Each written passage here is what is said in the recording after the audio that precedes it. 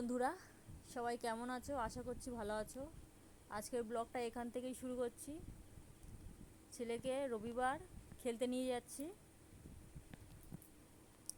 গত 1 মাস যাবৎ খেলার মাঠে যাওয়া হয়নি। আমাদের এখানটায় প্রচণ্ড বৃষ্টি হচ্ছে, যার জন্য নিয়ে যাওয়া হয়নি। আজকের 2-3 দিন একটু রোদ্দুর উঠছে বললে আজকের বেরিয়ে পড়ছি ছেলেকে খেলতে নিয়ে। তারপরে বড়মশাই বাড়িতে ছিল আজকে, তাই দিয়ে আসছিল। আমাদের এদিকটা দেখুন, একদম সবুজ চারিদিকে চাষ, প্রত্যেকের চাষ হয়ে গেছে, মানে রোয়া হয়ে গেছে আমাদের এখানটা যেটা বলে রোয়া। তারপরে আমরা স্টেশনের কাছাকাছি এসে গেলাম।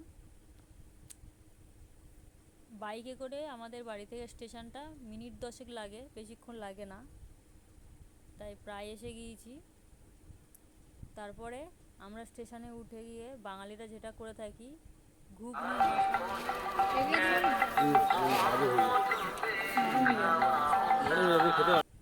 আমিও নিয়েছিলাম।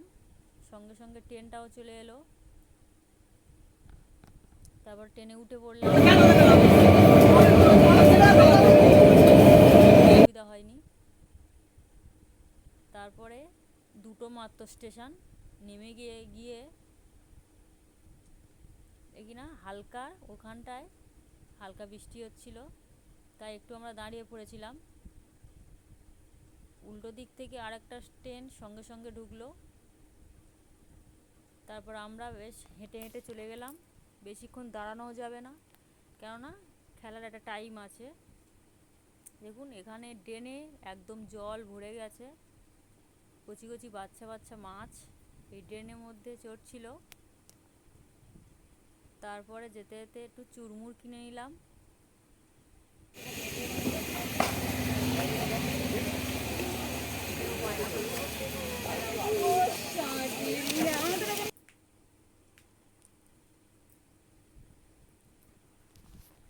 তারপরে আবার হাঁটা আরম্ভ করলাম। দেখলাম জয়নগরে একটা মিছিল বেরিয়েছে, যে ডাক্তার ম্যাডামটা যে অত্যাচারিত করে মেরে দিয়েছে তাকে, সেই ব্যাপার নিয়ে সবাই বিচারে বেরিয়েছে।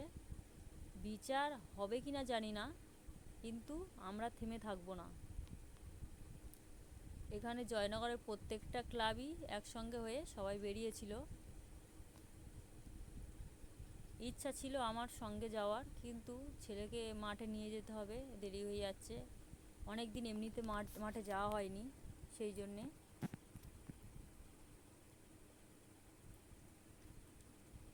আমাদের পশ্চিমবঙ্গে এমন একটা দেশ যেখানে ডাক্তারকে আমরা ভগবান রূপে চিনি, সেখানে ডাক্তারও সেভ নেই। আবার চুপ করে থাকা যায়? এবার চুপ থাকলে আর বাঁচতে হবে না জীবনে। তারপরে ছেলেকে মাঠে দিয়ে আমি চলে এলাম রাস্তার উপর। দুটো মাঠ আছে, একটা ছোট মাঠ, একটা বড় মাঠ আছে। ছোট মাঠটা একদম জলে ডুবে আছে, আর বড় মাঠটা এখানটা অ্যাকচুয়ালি খেলা হয় না, এখানটায় ফুটবল খেলা হয়। তা ফুটবল মাঠটা, ফুটবলরা ওরা খেলেনি, কি কারণবশত জানি না, তাই ওই মাঠটায় আমার ছেলেরা খেলছে।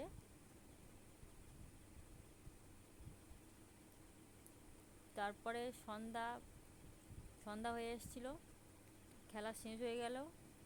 আমরা তাহলে বাড়ি চলে আসছিলাম। স্টেশনে বড়মশাই এসেছিল আমাদের নিয়ে যেতে।